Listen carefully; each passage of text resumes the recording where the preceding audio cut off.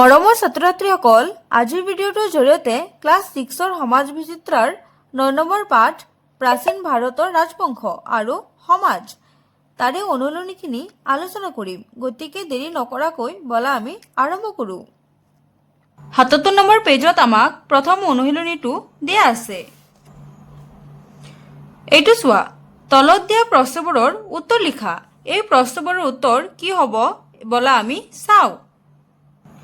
ক নম্বৰ প্ৰশ্নটোলৈ মন দিয়া। মৌৰ্য বংশৰ প্ৰতিষ্ঠাতা কোন আছিল? ইয়াৰ উত্তৰটো হ'ব মৌৰ্য বংশৰ প্ৰতিষ্ঠাতা আছিল চন্দ্ৰগুপ্ত মৌৰ্য। কোন হ'ব? চন্দ্ৰগুপ্ত মৌৰ্য। এতিয়া কিতাপৰ কোনটো পেজত আছে চোৱা। এই প্ৰশ্নৰ উত্তৰটো তোমালোকে প্ৰথম পেজটোতে পাবা। এইটো চোৱা, এই বংশৰ প্ৰতিষ্ঠাতা আছিল চন্দ্ৰগুপ্ত মৌৰ্য। এইটো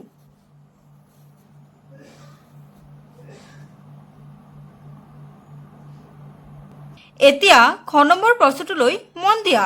অৰ্থশাস্ত্ৰ গ্ৰন্থখনৰ লেখক কোন? ইয়াৰ উত্তৰটো হ'ব অৰ্থশাস্ত্ৰ গ্ৰন্থখনৰ লেখক হ'ল কৌটিল্য। এতিয়া আমি কিতাপত চাওঁ। এই প্ৰশ্নৰ উত্তৰটো তোমালোকে 72 নম্বৰ পেজত পাবা। এইটো প্ৰখ্যাত গ্ৰন্থ অৰ্থশাস্ত্ৰৰ লেখক আছিল কৌটিল্য। এইটো হ'ব কৌটিল্য।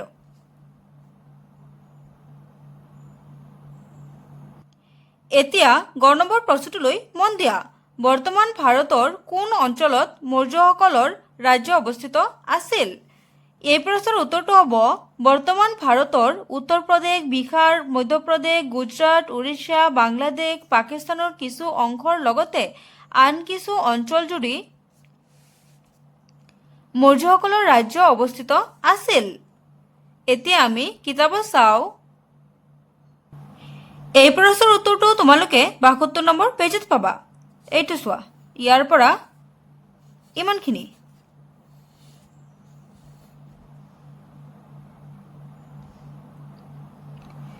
এতিয়া ঘ নম্বৰ প্ৰশ্নটোলৈ মন দিয়া। মৌৰ্য ৰজাসকলৰ ভিতৰত কাক শ্ৰেষ্ঠ ৰজা বুলি জনা যায়? ইয়াৰ উত্তৰটো হ'ব মৌৰ্য ৰজাসকলৰ ভিতৰত অশোকক শ্ৰেষ্ঠ ৰজা বুলি জনা যায়। কাক জনা যায়? অশোকক। এতিয়া আমি কিতাপত চাওঁ। এই প্ৰশ্নৰ উত্তৰটো তোমালোকে পাঠটোৰ প্ৰথম পেজতে পাবা। এইটো চোৱা, সম্ৰাট অশোক মৌৰ্য বংশৰ সম্ৰাট আছিল। তেওঁক এই বংশৰ সৰ্বশ্ৰেষ্ঠ ৰজা বুলি গণ্য কৰা হয়। উত্তৰটো হ'ব অশোক।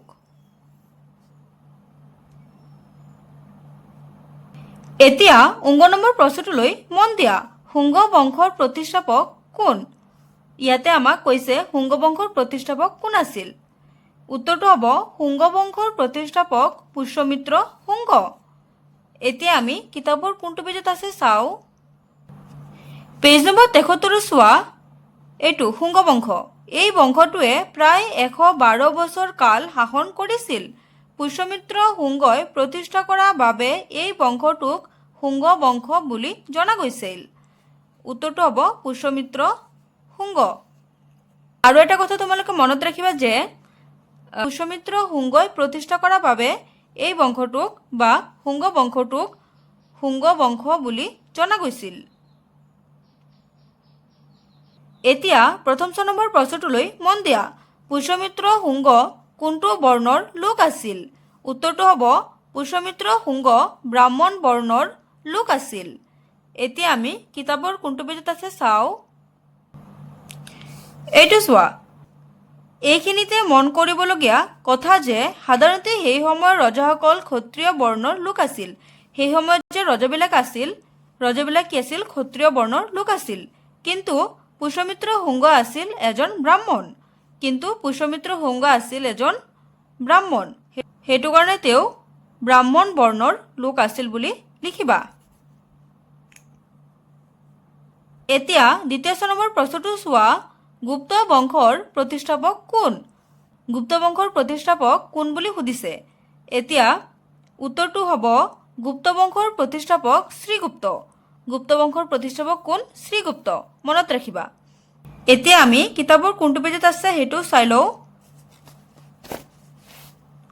পেজ নম্বৰ 74 চোৱা। এইটো গুপ্ত বংশ। শ্ৰীগুপ্তক এই বংশৰ প্ৰথমগৰাকী সম্ৰাট বুলি ধৰা হয়, যদিও তেওঁৰ বিষয়ে আমি বিশদ বিৱৰণ নাপাওঁ। শ্ৰীগুপ্ত আছিল গুপ্ত বংশৰ প্ৰথম ৰজা, সেইটো কাৰণে তেওঁৱেই প্ৰতিষ্ঠাপকো আছিল। উত্তৰটো হ'ব শ্ৰীগুপ্ত। এতিয়া বুৰ্গেজৰ প্ৰশ্নটোলৈ মন দিয়া। মৌৰ্যসকলৰ সময়ত উচ্চ পদবীধাৰী বিষয়াসকলক কি বুলি জনা গৈছিল? উত্তৰটো হ'ব মৌৰ্যসকলৰ সময়ত উচ্চ পদবীধাৰী বিষয়াসকলক অমাত্য বুলি জনা গৈছিল। এতিয়া আমি কিতাপত চাওঁ। ৭৫ নম্বৰ পেজত চোৱা। এইটো মৌৰ্য ৰজাসকলে তেওঁলোকৰ সাম্ৰাজ্য শাসন কৰিবলৈ কেতবোৰ ব্যৱস্থা কৰি লৈছিল। সম্ৰাট আছিল প্ৰশাসনৰ মুৰব্বী। সম্ৰাটৰ অধীনত কেইবাগৰাকী মন্ত্ৰী আৰু বিষয়া আছিল। উচ্চ পদবীধাৰী বিষয়াসকলক অমাত্য বুলি জনা গৈছিল। উত্তৰটো হ'ব অমাত্য।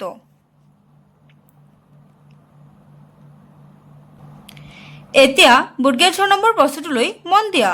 অশোকৰ শাসনকালত উচ্চ পদবীধাৰী বিষয়াসকলক কি বুলি কোৱা হৈছিল?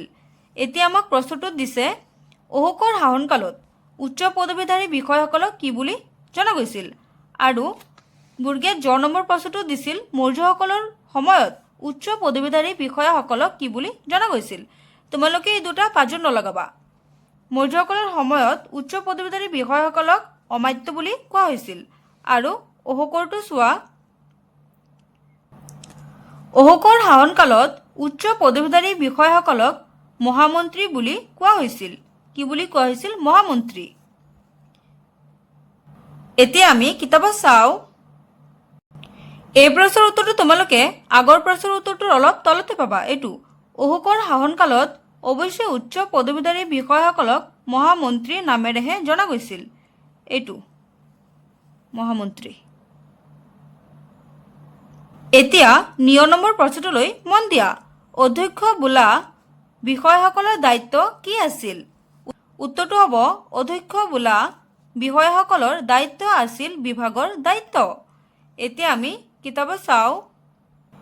এইটো তোমালোকে বুৰ্গেজ ৬ নম্বৰ প্ৰশ্নৰ অলপ তলতে পাবা। এইটো বিভাগৰ দায়িত্ব থকা বিষয়াসকলক অধ্যক্ষ বুলি কোৱা হৈছিল। এইটো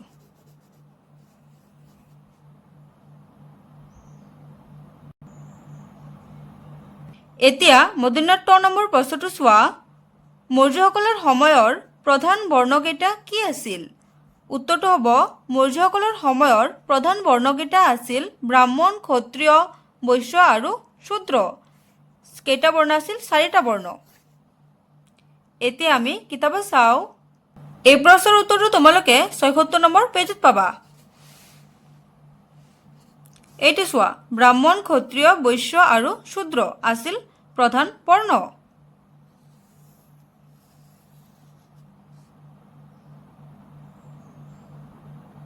এতিয়া মধ্যনাত ৮ নম্বৰ প্ৰশ্নটো চোৱা। গুপ্ত বংশৰ শ্ৰেষ্ঠ ৰজাজন কোন? উত্তৰটো হ'ব গুপ্ত বংশৰ শ্ৰেষ্ঠ ৰজাজন হ'ল সমুদ্ৰগুপ্ত। এতিয়া আমি কিতাপত চাওঁ। তোমালোকে ৭৫ নম্বৰ পেজত চোৱা। এইটো সমুদ্ৰগুপ্তক গুপ্তসকলৰ শ্ৰেষ্ঠ ৰজা বুলি কোৱা হয়। উত্তৰটো হ'ব সমুদ্ৰগুপ্ত।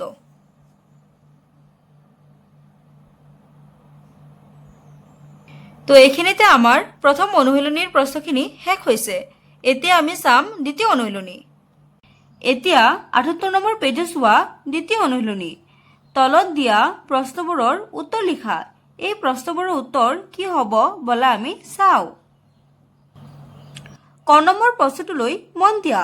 মৌৰ্য বংশৰ সমসাময়িক দক্ষিণ ভাৰতৰ ৰাজবংশ তিনিটাৰ নাম লিখা।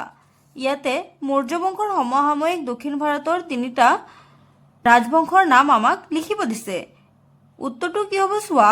মৌৰ্য বংশৰ সমসাময়িক দক্ষিণ ভাৰতৰ ৰাজবংশ তিনিটাৰ নাম হ'ল পাণ্ড্য, চোল আৰু চেৰাসকল। এতিয়া কিতাপৰ কোনটো পেজত পাবা চোৱা। ৭৭ নম্বৰ পেজত চোৱা। এইটো পাণ্ড্য, চোল আৰু চেৰাসকল। এইটো হ'ব।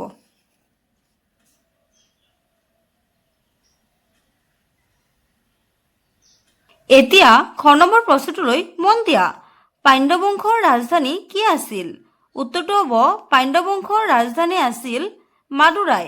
এতিয়া আমি কিতাপত চাওঁ। এই প্ৰশ্নৰ উত্তৰটো তোমালোকে ৭৭ নম্বৰ পেজতে পাবা।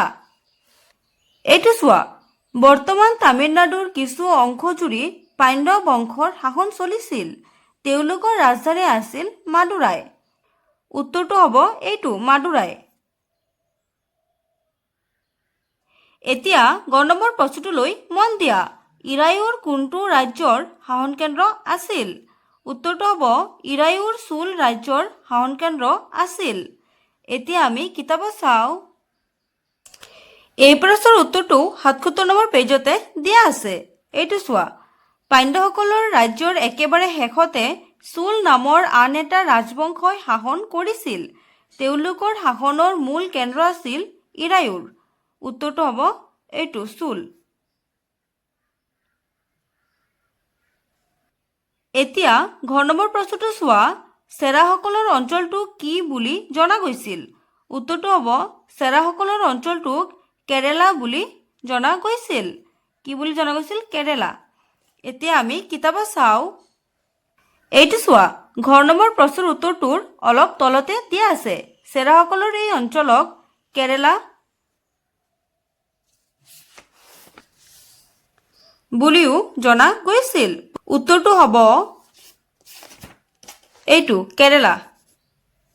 চেৰাসকলৰ অঞ্চলটো কেৰেলা বুলি জনা গৈছিল। এতিয়া ঙ নম্বৰ প্ৰশ্নটো চোৱা, কাক অন্ধ্ৰ বুলি জনা গৈছিল? উত্তৰটো হ'ব সাতবাহনসকলক অন্ধ্ৰ বুলি জনা গৈছিল। এতিয়া আমি কিতাপত চাওঁ। তোমালোকে দ্বিতীয় অনুশীলনীটোৰ একেবাৰে ওপৰত চোৱা। এইটো চোৱা, ভাৰতবৰ্ষৰ দক্ষিণ অংশৰ কিছু অঞ্চলত এটা শক্তিশালী ৰাজবংশই শাসন কৰিবলৈ লৈছিল। এই বংশটোক সাতবাহন বংশ বুলি জনা যায়। তেওঁলোকক অন্ধ্ৰ বুলিও জনা গৈছিল। কাক? সাতবাহনসকলক। উত্তৰটো হ'ব সাতবাহনসকল। এতিয়া প্ৰথম নম্বৰ প্ৰশ্নটোলৈ মন দিয়া। চালুক্য বংশৰ প্ৰতিষ্ঠাপক কোন? উত্তৰটো হ'ব চালুক্য বংশৰ প্ৰতিষ্ঠাপক হ'ল প্ৰথম পুলকেশী। এতিয়া আমি কিতাপৰ কোনটো পেজত পাম চোৱা। এই প্ৰশ্নৰ উত্তৰটো তোমালোকে আগৰ প্ৰশ্নৰ উত্তৰটোৰ অলপ তলতে চোৱা। এইটো প্ৰথম পুলকেশী নামৰ এগৰাকী ৰজাই বাদামীক ৰাজধানী হিচাপে লৈ চালুক্য বংশ প্ৰতিষ্ঠা কৰিছিল। উত্তৰটো হ'ব প্ৰথম পুলকেশী। এতিয়া দ্বিতীয় নম্বৰ প্ৰশ্নটোলৈ মন দিয়া। পল্লৱ বংশৰ প্ৰথম ৰজা কোন আছিল? উত্তৰটো হ'ব পল্লৱ বংশৰ প্ৰথম ৰজা আছিল সিংহবিষ্ণু। এতিয়া আমি কিতাপত চাওঁ। এই প্ৰশ্নৰ উত্তৰটো তোমালোকে দ্বিতীয় অনুশীলনী থকা পেজটোতে পাবা। এইটো চোৱা, দক্ষিণ ভাৰতৰ আন এটা বংশ আছিল পল্লৱ বংশ। এই বংশৰ প্ৰথমগৰাকী প্ৰখ্যাত ৰজা আছিল সিংহবিষ্ণু। এইটো এতিয়া বৰ্গীয় প্ৰশ্নটো চোৱা, কাঞ্চীপুৰম কাৰ ৰাজধানী আছিল? উত্তৰটো হ'ব কাঞ্চীপুৰম পল্লৱ শাসকসকলৰ ৰাজধানী আছিল। এতিয়া আমি এই প্ৰশ্নৰ উত্তৰটো কিতাপত চাওঁ।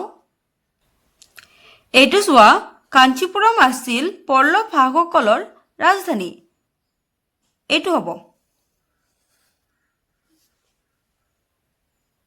এতিয়া বৰ্গীয় ঝ নম্বৰ প্ৰশ্নটোলৈ মন দিয়া। দক্ষিণ ভাৰতৰ লোকসকলৰ প্ৰধান বৃত্তি কি আছিল? উত্তৰটো হ'ব দক্ষিণ ভাৰতৰ লোকসকলৰ প্ৰধান বৃত্তি কৃষি কৰ্ম আছিল। এতিয়া এই প্ৰশ্নৰ উত্তৰটো আমি কিতাপত চাওঁ। এইটো চোৱা, প্ৰাচীন ভাৰতৰ অন্য অঞ্চলৰ দৰে দক্ষিণ ভাৰততো বেছিভাগ লোকেই গাঁৱত বাস কৰিছিল। কৃষি কৰ্ম আছিল তেওঁলোকৰ প্ৰধান বৃত্তি। এইটো চোৱা, উত্তৰটো হ'ব কৃষি কৰ্ম। তো মৰমৰ ছাত্ৰ ছাত্ৰীসকল, এইখিনিতে আমি ২ নম্বৰ অনুশীলনীটো শেষ কৰিলোঁ। আজিৰ ভিডিঅ'টো ইমানেই থাকক। পিছত আমি পাৰ্ট 2 বুলি আৰু এটা ভিডিঅ' দিম, য'ত বাকীখিনি আমি আলোচনা কৰিম।